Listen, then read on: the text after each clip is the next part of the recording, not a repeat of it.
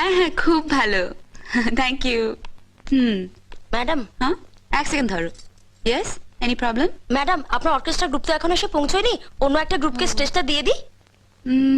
Okay. Thank you madam, নমস্কার। হ্যাঁ বলো।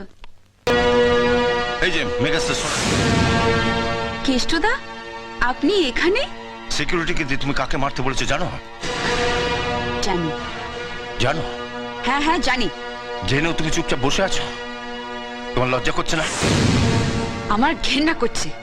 ওকে মেরে পুলিশের হাতে তুলে দিলে তবে আমার গায়ে জ্বালা মিটবে।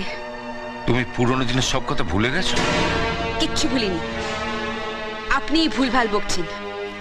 নেশার ঘুরে আছেন তো, নেশা কেটে গেলে সব বুঝতে পারবেন।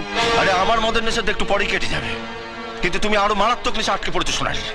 নাম, যশ, খ্যাতি, প্রতিপত্তি, টাকা পয়সা নেশা তোমার কোনোদিন কাটবে না, আর সেই জন্য তুমি পুরনো দিনের কথা ভুলে গেছো। কি বলতে চান আপনি? আরে কি বলবো তোমায়? একটা কুকুরও কাছের মানুষটাকে চিনতে পারে, আর তুমি মানুষের নিজের মানুষটাকে চিনতে পারলে না। আরে তুমি তো কুকুরের চোদন। কেষ্টদা, আজ তুমি যাকে লোক দিয়ে মারিয়েছো, ও তোমার জন্য যা করেছে, রক্তের সম্পর্ক থাকলেও মানুষ মানুষের জন্য তা করে না।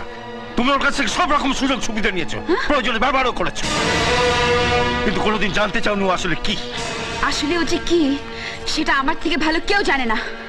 আপনি যতই ওর হয়ে ওকালতি করুন, ওকে মহাপুরুষ বানান, আমি এতটা কাল ওকে যা ভেবে এসেছি আজ পর্যন্ত তাই ভাবি। ও একটা গুন্ডা, নোংরা, স্কাউন্ডাল, রাস্কেল।